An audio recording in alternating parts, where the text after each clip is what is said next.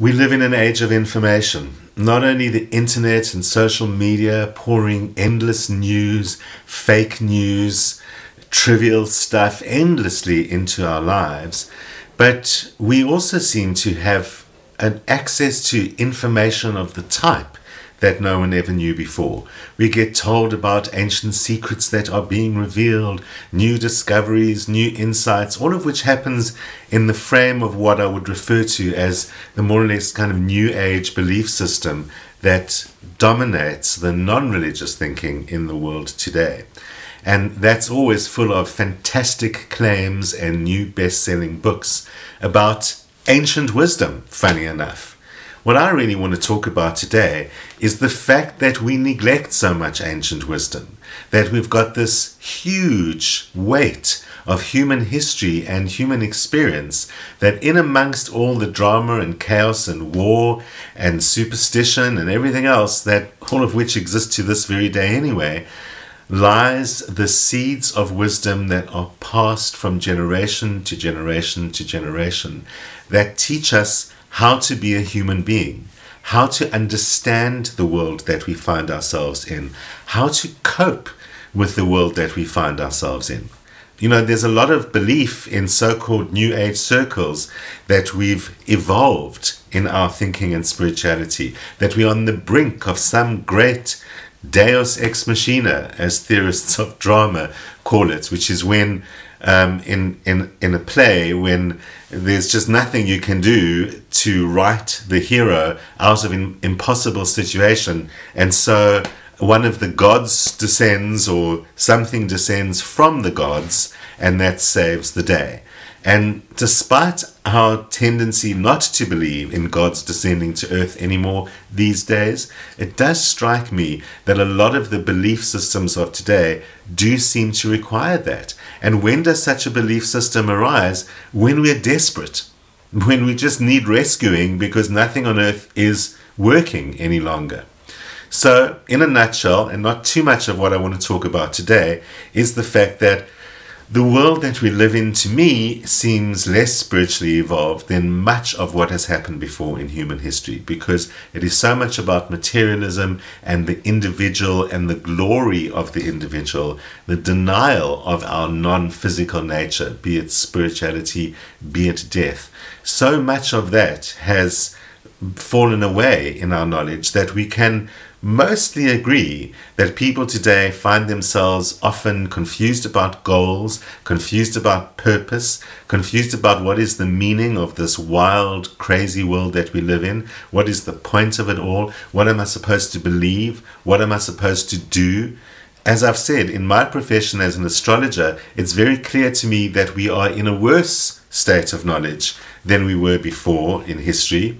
And I'm sure many people who deal with people and their problems and the stuff that faces us, from the most practical to the most spiritual, will also have experienced that we are in a state of greater confusion than we've ever been before, despite our increased knowledge. There's no doubt we understand so many things better than recent ancestors, but it doesn't seem to help us as human beings.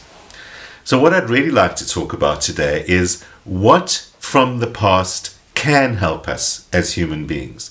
What is the wisdom of the ancestors that has been passed on, the great secrets of ancient people that have been passed on that we could still benefit from today, but which we seem to have forgotten so much of in our ego, that we're better and we know better, and that ancient people were primitive and superstitious and their sciences were crazy. And while some of that is factually true, that they might not have understood certain things scientifically that we understand, we throw out a lot of our humanity when we throw out tens, if not hundreds of thousands of years of human experience and human knowledge that has been passed from generation to generation.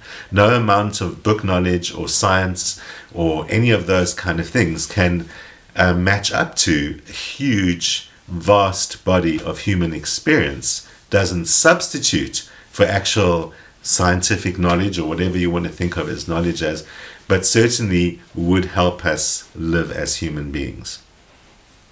So, I mean, when you look at some of the stuff that is published today as ancient wisdom, the most classic example being that book and tape and every other money-making device you can think of called The Secret, which claimed to be, basically the secret knowledge that has been shared by all ancient people, that all ancient people knew. And apart from the ridiculous nonsense that the contents of that book constituted, what offended me the most about that book was that claim is precisely the opposite of the truth. Any of our ancestors reading that book would have been completely horrified that it is literally 180 degrees different than what ancient wisdom generally encourages about how to live as a human being. So look, there's a lot of ancient wisdom out there. There's a lot of different cultures that we've inherited this knowledge from, and I certainly couldn't talk about everything like that. But what I would like to talk about, focusing really just on two cultures that I'm more familiar with, what of ancient wisdom that we probably find in all cultures or most cultures from the past can we still learn today? What essence can we distill from some of it that gets us going and is at least relevant today? And I think when we do that, we find some core truths about human beings and about being one that are as valid today as they've ever been. And not only that, help remind us how to deal with this difficult world and how to be a better person and how to deal with so many of the things that we think of as a modern malaise. So, I mean, good examples of basic things that show what I mean by the ancestors were always trying to pass down their rules for living are things like we think of as old folks' wisdom. Things like everything in moderation. We should do everything in moderation, don't take anything to extremes. Or you can't take it with you, about material life and money and so on. And of course, the importance of the group over the individual. All of those kind of things we know from our grandparents or great-grandparents and our generations before, that we might look upon it as quaint, but actually in some ways contain the essence of the knowledge of the entire human species passed on. Even that simple principle, everything in moderation. If we spent our lives thinking about that, working with that, living with that, being that, even that one thing alone, I think we would radically change our experience. So let's see where we can draw some of those types of things that help us experience that. For me, really the starting point for ancient knowledge is astrology. So I'll add that as the third ancient wisdom, but really the first ancient wisdom that I'm going to refer to today, because astrology might be a mathematical system, a divinatory system, a model of the soul. It is so many of those things, but it is also a container of ancient wisdom. Astrology developed and evolved literally over thousands of years, and before it finally formed into a system, and even in forming into a system, it encapsulated and systematized a lot of ancient knowledge. One of the most important things about astrology is that it deals with time. So itself says, here is all of time. Here is all of time condensed into the human experience. So what we learn from astrology is that all of our experience is cyclical, that everything that we experience, we will experience again, that what other people experience, we will ourselves experience, that our experiences come around and around again in our lives, and that means that we get an opportunity to do them better every time. Even understanding the ancient wisdom of 7 years of this followed by 7 years of that is the understanding of astrological cycles. When our ancestors told us that there's 7 years of plenty followed by 7 years of drought, they weren't being superstitious, and they weren't talking about arbitrary numbers. They were passing on their experience. And of course, when we study astrology, we discover exactly why we go through 7 years of this followed by 7 years of that. We've got ways to measure what are those 7 years and when are those 7 years. Astrology is not the only wisdom that unfortunately can fall away.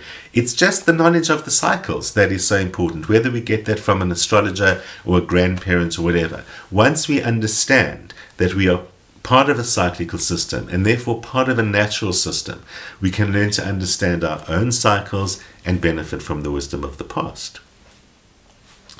Astrology also really boils down to the idea that we must live according to our own nature, not according to the diktat of the world around us or the people around us or whatever.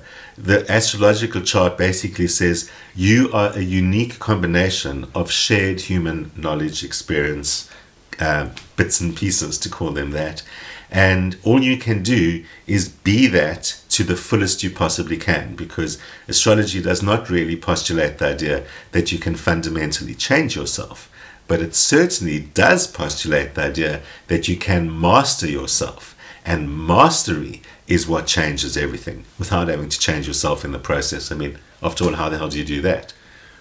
From the Vedic culture, we also have the most clearly outlined fundamental guide to life, which eventually does, of course, through history, become a religious guide in that culture and becomes part of the Hindu religion as well. But when we get to the core principles of the knowledge really of how to live, we can see that they are a universally applicable collection of ancient knowledge that, of course, whoever wrote the Vedas were writing what they already knew or writing what was passed down from their ancestors. And so these most ancient of texts reveal to us some core human ideas that work for all of us today.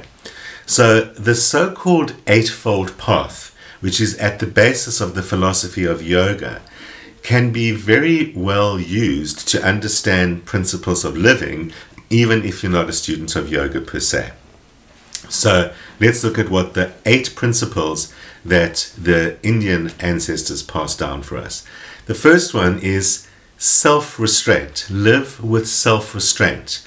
That includes the idea of living with moderation and not harming anything or anyone. The idea of vegetarianism comes there, and essentially behaving as you would expect other people to treat you.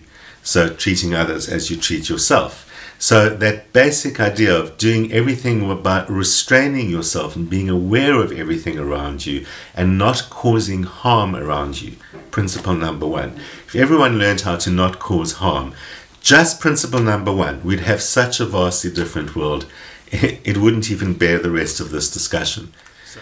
The second thing is practicing of personal ethics. That really means disciplining yourself, having a good value system, a spiritual value system, having a spiritual practice of some kind, be it meditation, be it your religious life, be it your service to the world or what you do for your community, or whatever it is for you that is your spiritual discipline that helps you develop a spiritual value system, because that's really what it's all about. Spiritual value system would lead to self-discipline, would lead to personal ethics. The third thing, which doesn't sound something that we would think of as ancient spiritual advice, maintenance of a healthy body. In the system of yoga, they talk about posture, and that's also why they concentrate so much on that. And indeed, posture is certainly one of the ways to do that, and one of the important things to do that. In the classical idea, posture is maintained so that energy can flow up and down the spine correctly and throughout the body. So that principle remains true, but it extends into the idea of mastery of the body, and maintenance of the body is an aspect of self-discipline, it's an aspect of personal ethic, it's an aspect of self-restraint, and allows us actually to much more directly access that knowledge through our bodies that allows us to live better as human beings. Fourthly is breath. And again, it sounds like, why would we talk about those physical things? But certainly one of the great wisdoms of the ancients is that breathing seems to control everything. We can completely control anxiety by breath. People take medications, they go for therapy, they read extensive self-help books. It's a huge issue in our lives, dealing with things like anxiety and stress and so on. But the ancient wisdom has always been that breathing can change your mental state, your emotional state, and your physical state very powerfully. that. But the bottom line is learning how to breathe correctly and control your breath brings you back to that state of center and moderation and begins to liberate you from the confines of the physical body human being. Learning detachment, letting go of desire. So much of our pain and grief comes from attachment to the outcomes of things. And watch the episode on suffering, and we've got a lot more information about that there. So learning how to detach ourselves from the outcomes of what we expect things to be, or from the things that are so important and precious to us, or that we believe define us. Learning detachment. Sixthly, learning concentration. It's another one that we've got a show coming up on. Sounds concentration, isn't that something we do at school? Concentration teaches you how to focus on one thing at a time. Human beings are not capable of multitasking. We fake it very well. People love to say, I multitask. We don't actually multitask. We switch rapidly between different tasks, fragmenting our focus, fragmenting the results, and dramatically increasing stress. So much of our stress today comes from so-called multitasking. Ancient wisdom says, learn how to do one thing at a time. It's way more difficult than it sounds. So there's an art to concentration, but the art of concentration has got the remarkable effect also of reducing or removing anxiety completely and allowing us to achieve more without actually focusing on the outcome, but instead focusing on the task at hand. Another hidden bit of wisdom in there. Meditation is the seventh principle that these ancient masters pass on to us and say is in fact the way that we learn to liberate ourselves from the body and liberate ourselves from time and space. So it's a specific form of a spiritual practice that also helps us discover our humanity beyond the body and beyond material experience. And finally, what that all results in is the bliss of the union with everything, with the divine, the release from the material.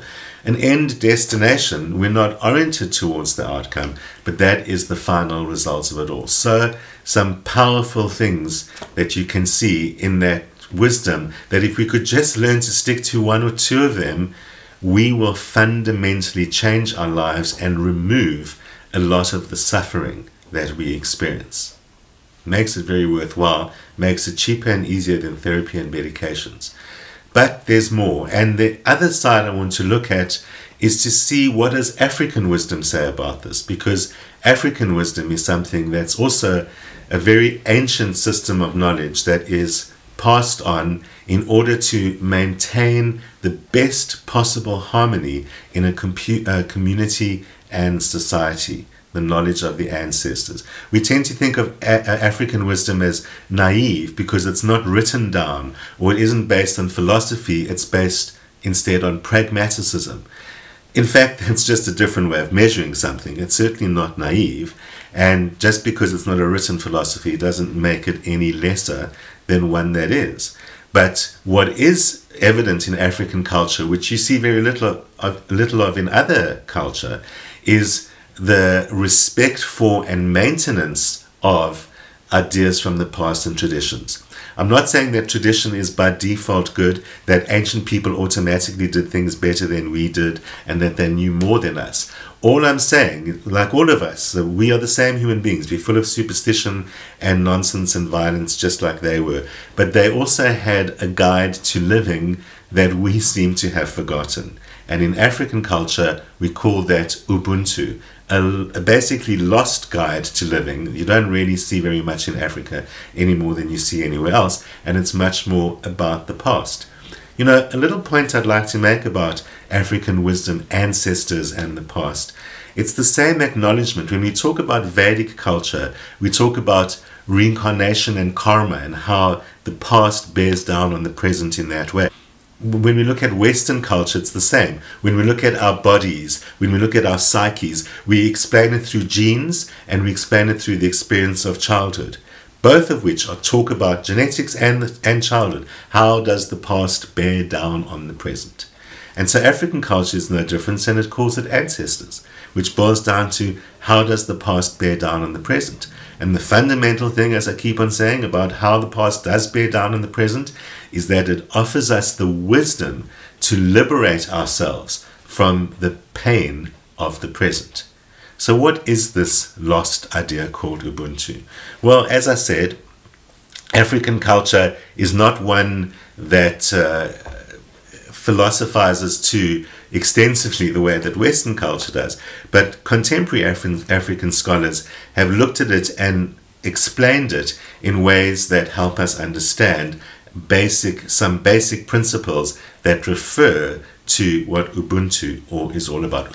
The basic idea is that there are 7 meanings to what is referred to by this idea Ubuntu.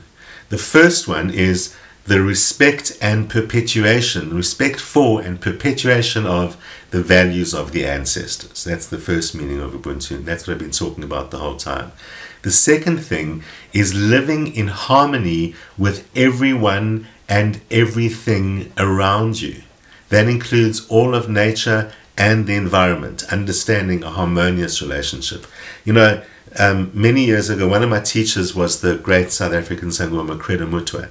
And I said to him, if that's true, then why is everyone littering around here? And he said, you know, African people always respected the environment because they lived off the environment. And it's because they found spirit in the environment as well. But as he said, then the European people came along and they taught the African people that no, spirit isn't here everywhere. God lives in an office up in the sky. And so while God is up in the sky, the people around here can do exactly that as they please. And that's why they were littering. That was Credo Mutwa's explanation. And it certainly ties into the loss of the idea of living in harmony with everything around you, a malaise of our time.